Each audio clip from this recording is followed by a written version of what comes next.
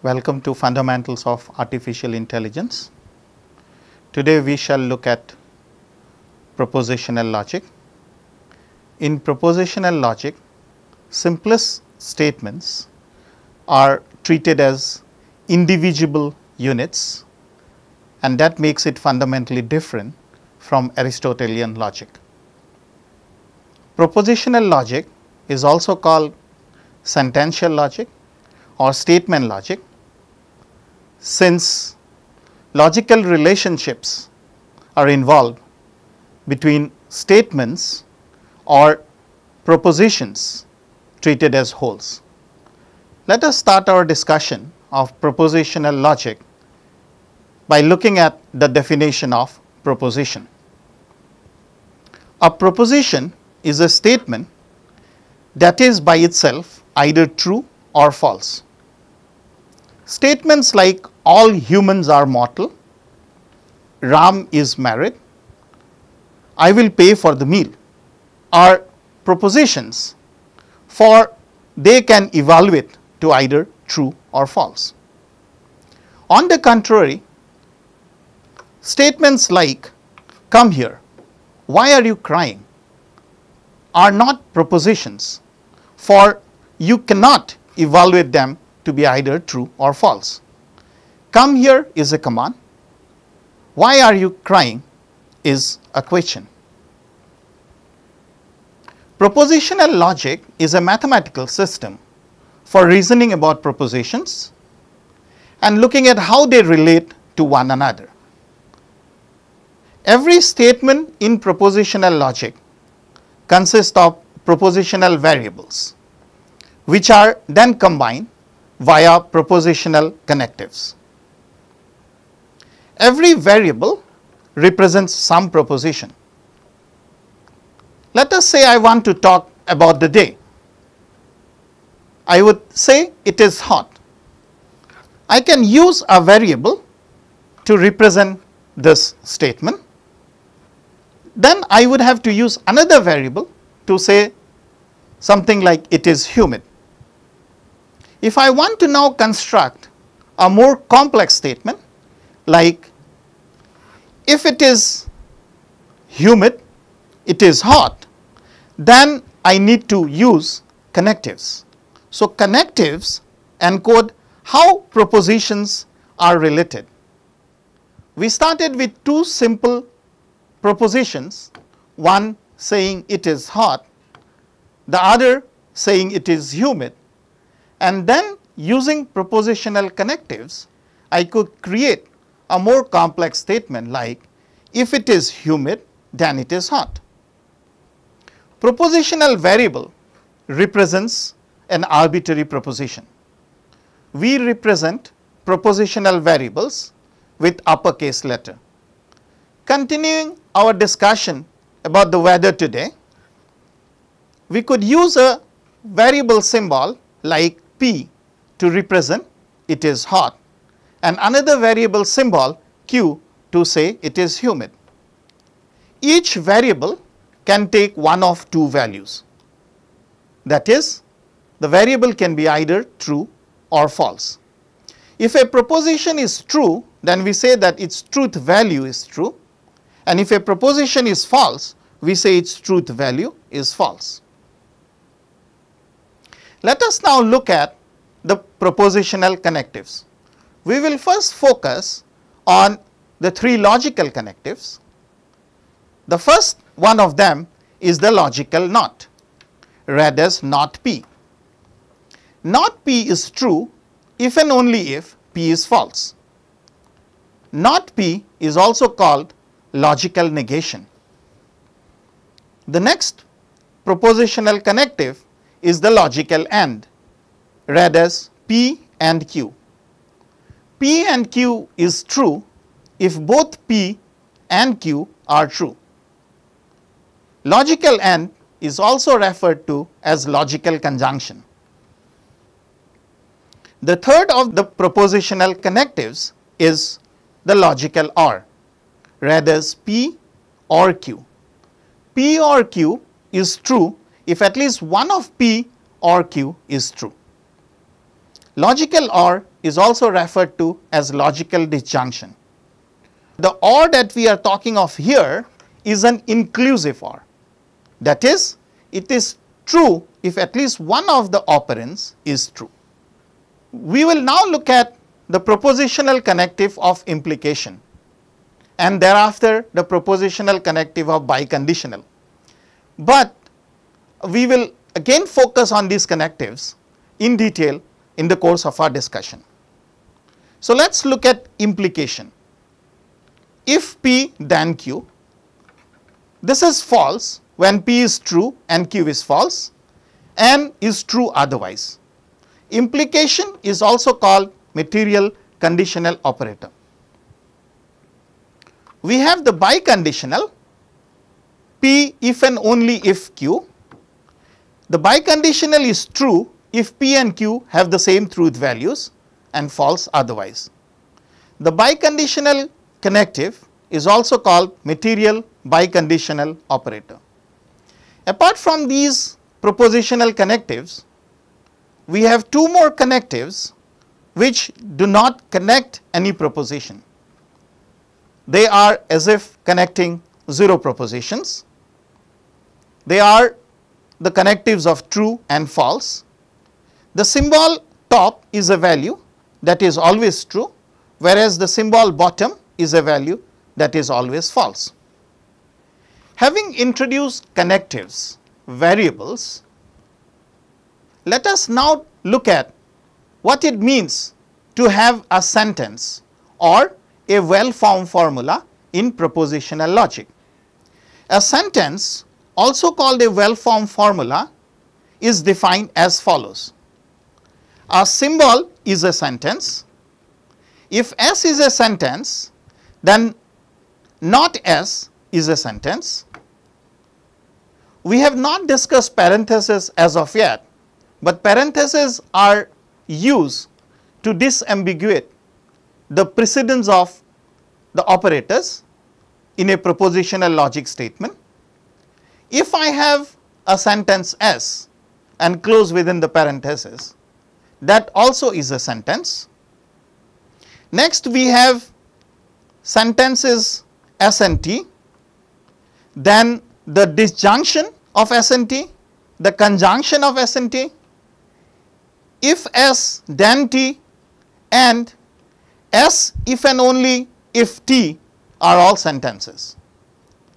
A sentence in propositional logic can only result from a finite number of application of the above rules. A truth table is a table in propositional logic showing the truth value of a propositional logic formula as a function of its inputs. The truth table establishes relationship between the truth values of propositions and compound proposition formed from those propositions. Let us take a sample truth table to see what we mean. Here is the truth table for the disjunction operator. I have the input values P and Q, and here the P or Q. P or Q is true when one of the operands, either P or Q, is true.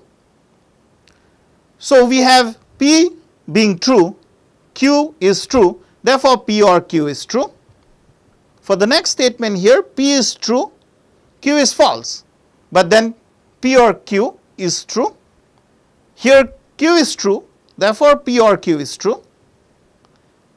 In the last row, we see that P and Q both are false, and therefore, the disjunction is false. From this example, we can realize that truth tables formally define what a connective means, and truth tables can be used for deciphering complex propositional formula. Now, let us focus back on the implication. For proposition P and Q, if P then Q, the implication or conditional statement is false when P is true and Q is false and is true otherwise. So, if we look at this statement, if P then Q, P is called the premise or hypothesis and Q is called the conclusion. The truth table of the implication if P then Q here shows that the only way to get this false is when P is true and Q is false. We want if P then Q to mean whenever P is true, Q is true as well. And the only way this does not happen is if P is true and Q is false. In English, a sentence of the form if A then B can have different meanings.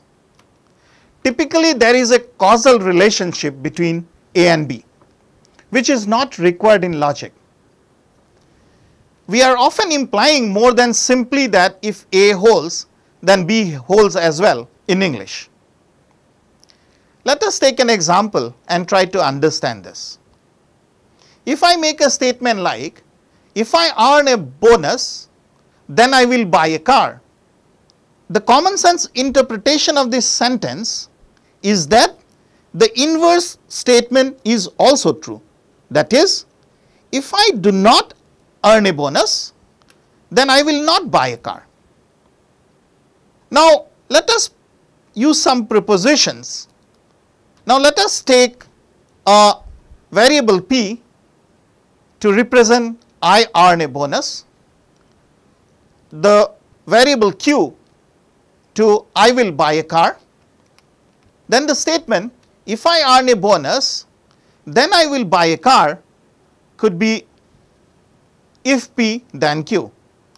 One needs to realize that the common sense interpretation of the above sentence, that if I do not earn a bonus, I will not buy a car, is not included by if P then Q.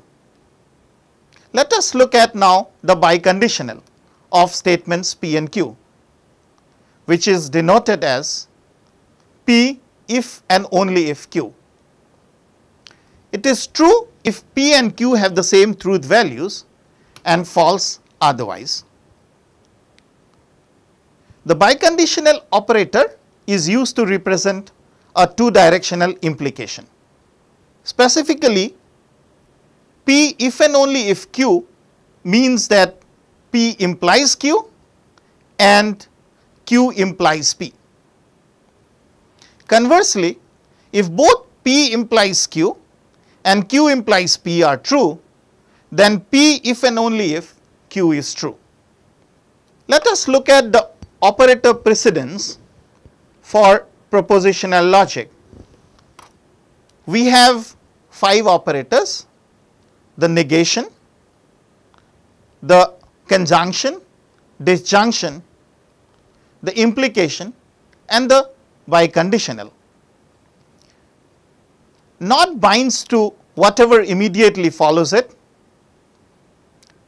The conjunction and disjunction binds more tightly than the implication, and all operators are right associative. Now, as mentioned earlier, we can use parenthesis to disambiguate the operator precedence in an propositional logic formula. So, here is a formula where we have some connectives between x, y and z.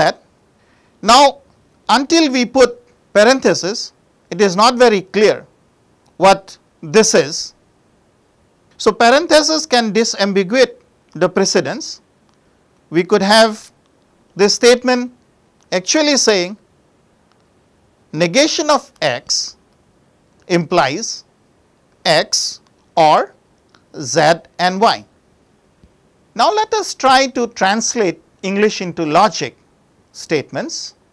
and look at the intricacies of the logical connectives as well as implications and biconditionals. In order to translate English into logic, the user defines a set of propositional symbols like P and Q, and thereafter the user needs to define the semantics for each propositional symbol. Coming back to our discussion of the weather today, let us say we use a propositional symbol P to mean it is hot, Q to say it is humid, and R to say it is raining. Now, to make a statement like if it is humid then it is hot, I would simply use the implication Q representing it is humid and P representing it is hot. So, I would write this statement as if Q then P. Let us take a little bit more involved statement. Here is a statement which says if it is hot and humid then it is raining. So, here before I think of putting the implication, I need to realize that I have a conjunction of two propositions, one being hot, the other being humid. So, this one I would write like P, that is it is hot, Q representing it is humid. So, I write the premise as hot and humid and the conclusion as raining R. So, I would write that if P and Q then R. This would mean if it is hot and humid then it is raining. Let us now take a little bit more complex example. Let us use W to represent I will work hard, V to mean there are vacancies, and J I will get the job. Let us try to represent this statement. I won't get the job if I don't work hard. Now, J is representing I will get the job. So, not J would represent I won't get the job. W represents I will work hard. So, not W will represent I don't work hard. But then how do you write this statement I won't get the job if I don't work hard? So, this statement could be written as not W then not J. This is literally saying if I don't work hard I won't get the job. So, if I have a condition where P if Q is there, then it translates to if P then Q. This is very important to realize. If you reread this sentence, I won't get the job if I don't work hard. Actually what I meant is if I don't work hard then I won't get the job, which then clearly shows where I used if I don't work hard then I won't get the job. Let us take another example. If I work hard but there are no vacancies, I won't get the job. Now, in this statement I have I work hard, so that is W. There are no vacancies, so that is negation of V. I will get the job is J, so I won't get the job is minus J. However, one thing to realize at this point is that because the second part of the sentence, that is that there are no vacancies, is a surprise, but is used in English instead of and. But when I am converting it into a propositional logic formula, I would use an and. So, this statement would convert to I work hard W and there are no vacancies, not V, I won't get the job. not j. This is something we need to focus on and look at, that if I have a statement which says P but Q, then I need to translate it to P and Q. Let us now look at two important equivalence relations which are referred to as De Morgan's laws, and for that we will use the truth table to establish those equivalences. The first of the De Morgan laws states that the negation of the conjunction of P and Q is equivalent to not P or not Q. So, I have here not P and Q, and for every legal values possible for P Q, I have here not P or not Q. As the truth values of these two propositional logic formula are the same, so these two formulas are equivalent, and I could write that the negation of P and Q is equivalent to not P or not Q. Similarly, we have the second De Morgan's law which says the negation of the disjunction, that is not of P or Q, is equivalent to not of P and not of Q. And I will leave it as an exercise for the readers to figure this out, that these two propositional logic formulas are equivalent. Now, these two formulas, the not of P and Q as not P or not Q, have the same truth values as we saw. We say that they are equivalent to one another. Let us now focus a little on what we mean by the equivalence relation. The symbol of equivalence that I have used here is not a connective. It is related to the biconditional, but one needs to be clear that it is not the same.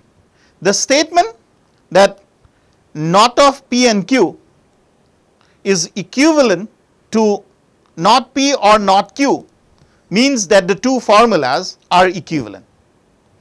Whereas, if I put the biconditional there, then the statement is a propositional formula, and if you plug in different values of P and Q, it will evaluate to a truth value. Interestingly, the formula evaluates to true every time. One more useful equivalence is the following: P implies Q, or if P then Q is equivalent to not P or Q. Let us try to establish that by starting from the implication. So, we start with the implication, and by definition, if we look at the truth table of implication, we see that implication is equivalent to not of P and not Q. We thereafter can use the De Morgan's law to expand this out to its equivalent form, which is not of P and some W is same as not of P or not of that W, and that leads us to this being not of P or Q. Thus, P implies Q is equivalent to not P or Q. This is a very useful equivalence that we will be using when we will be working through the proofs, both in propositional logic as well as in first order logic. Let us now focus on what we mean by rules of inference. A rule of inference is sound if its conclusion is true whenever the premise is true.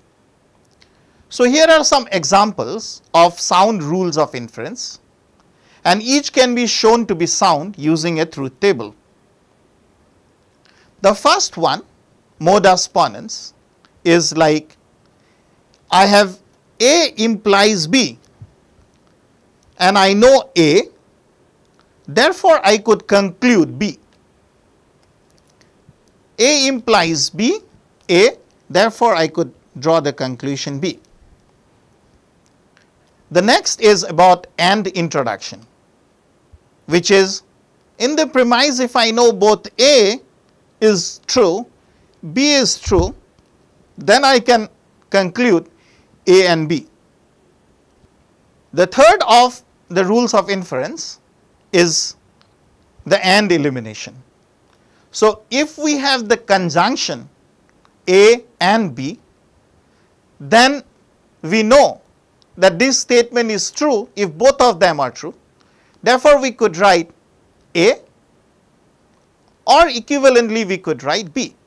So, A elimination is A and B leading to the conclusion A. We have double negation, which we have used little while ago in the previous slide.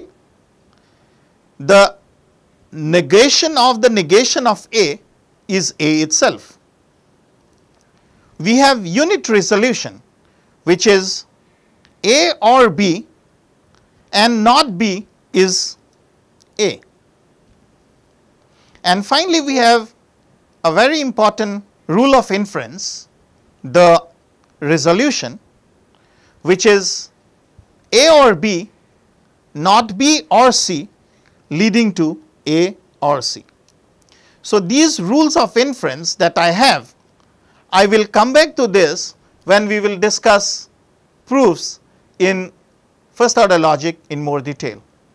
So, a proof is a sequence of sentences where each sentence is either a premise or a sentence derived from earlier sentences in the proof by one of the rules of inference. The last statement that I arrive at in a proof is referred to as the theorem, or also called the goal or the query that we wanted to prove. So, here is a small example from the weather that we are talking of. So, Q represents that it is humid if Q then P is the statement that if it is humid, it is hot. From 1 and 2, I could use modus ponens to arrive at that it is hot. Q implies P, Q therefore P. So, I can say it is hot. Next, if I am told that if it is hot and humid, it is raining. So, that is the premise that I know. Now, given this scenario, I can use 3 here and 1 here to do an AND introduction and get to P and Q. So, I know it is hot and humid. Given 4 and 5, I can now conclude that it is raining. So, here in this example, I have the propositional formulas in red as my premise and in black the sentences that has been derived either from earlier sentences or from the premise itself. And finally, I could have a theorem that it is raining. So, we have looked at propositional logic and we have seen that it has logical constants, propositional symbols, we have parentheses, sentences are combined by propositional connectives of conjunction, disjunction, implication, biconditional and negation. Propositional logic commits only to the existence of facts. That may not be the case in the world being represented. It has a simple syntax and very simple semantics. Propositional logic is sufficient to illustrate the process of inference as I have done in that weather example. However, propositional logic quickly becomes impractical even for very small worlds. Let us see what we mean by that. So, consider the problem of representing the following information. Every person is mortal. Socrates is a person. Socrates is mortal. How can these sentences be represented so that we can infer the third sentence, that is Socrates is mortal, from the first two? In order to do that in propositional logic, I would need to create propositional symbols. So, here I have P to mean that he is a person, M he is mortal, and S to represent Socrates. The first statement, every person is mortal, roughly could translate into if P then M. This is exactly not the statement that every person is mortal. What this statement is saying is, if somebody is a person, then he is mortal. The next one, Socrates is a person, could be written as S then P, and from the first two I could derive S is mortal. Now, although the third sentence is entailed by the first two, an explicit symbol to represent the individual Socrates was required. What that means is that if I have to now represent other individuals, I would need to introduce other explicit symbols, and this I have to do for each of the person that I want to talk of. And then I must also have some way to represent the fact that all individuals who are actually people are also mortal. So, propositional logic is a weak language. It is hard to identify individuals. So, we cannot talk of things like Mary or the number 3. We can't talk of properties of individuals directly or even relationships between them. Like, all I can say in propositional logic about Ben being fat is to have a proposition P to say Ben is fat. Generalization, patterns, regularities cannot easily be represented. It would be really difficult to write all triangles have 3 sides in propositional logic. First order logic, on the other hand, is expressive enough to concisely represent the kind of information that we are looking for. First order logic allows us to get to the internal structure of certain propositions in a way that is not possible with propositional logic. First order logic adds relations, variables and quantifiers. So, we could talk of things like every elephant is grey, or we could say there is a white alligator. This is what we will look at in our next lecture. We will first introduce first order logic and then look at proofs within first order logic. Thank you.